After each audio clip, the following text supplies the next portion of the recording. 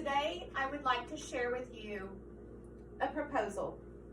I believe that the U.S. government should pass a law making it illegal to smoke around any child under the age of 18 in their private residence or personal vehicle. This topic is close to my heart because I had a cousin who passed away of SIDS. I will discuss later in this speech how that relates to the topic. During this speech, I will discuss secondhand smoke as it relates to children and how it makes it difficult for children to breathe. I will discuss how secondhand smoke causes allergies, asthma, and is a risk factor in SIDS, which will show why this policy is important.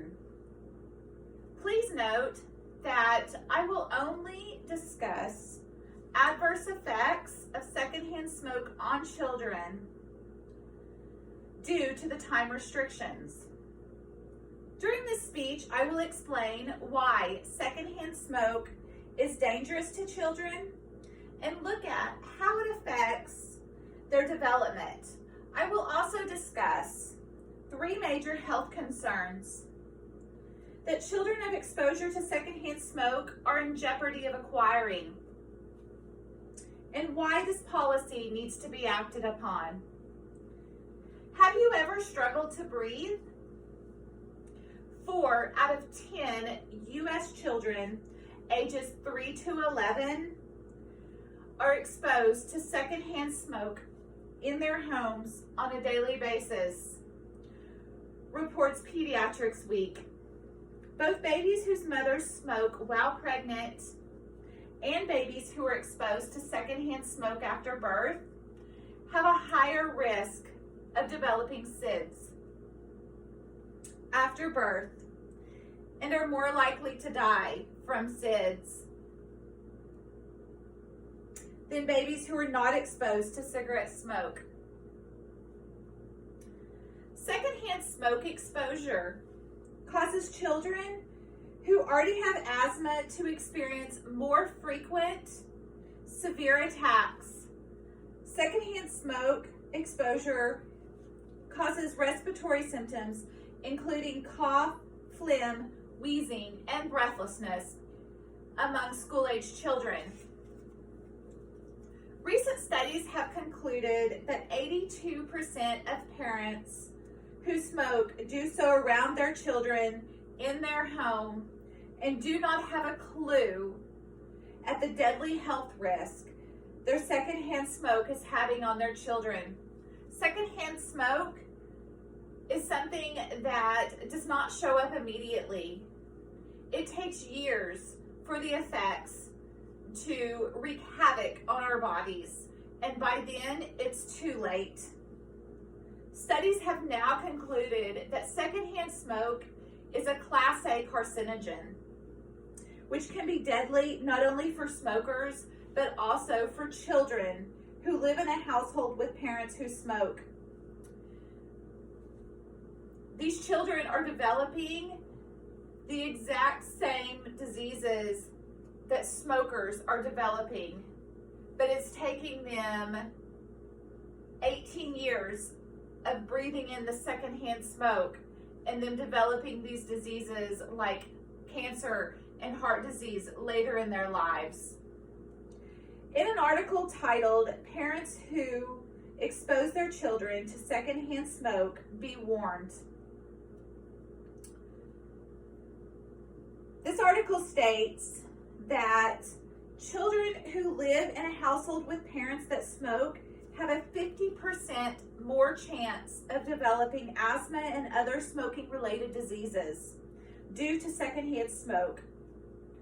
Children who are exposed to secondhand smoke exposure are developing asthma and allergies and different types of diseases. Secondhand smoke exposure is a key factor in SIDS And in 2004, an estimated 600,000 people died worldwide of secondhand smoke. They died of diseases caused by secondhand smoke exposure. And of those 600,000, 28% were children under the age of 15. Tobacco smoke is the most important, avoidable indoor air pollutant. Children who are regularly exposed to secondhand smoke are more likely to suffer from respiratory complaints, asthma, and infections of the lower respiratory tract. In the case of children, it is important to note that they have a higher respiratory rate than adults, that their organs react particularly sensitively to these pollutants, such as tobacco smoke, and during their growth in the maturation process, their body's detoxification system is not yet fully developed. This is from an article in BMC Public Health.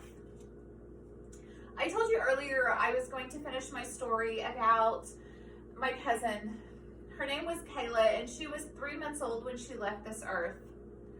Her mom smoked while she was pregnant, and then after she was brought home, her mom and dad both smoked in the home and in the same room that Kayla was in.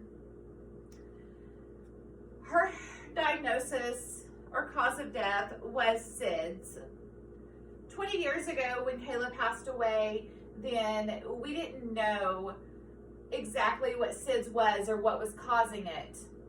But the research today and the statistics today now show that secondhand smoke exposure is a key risk factor of SIDS. I am so thankful for the research that allows us the knowledge to protect our children.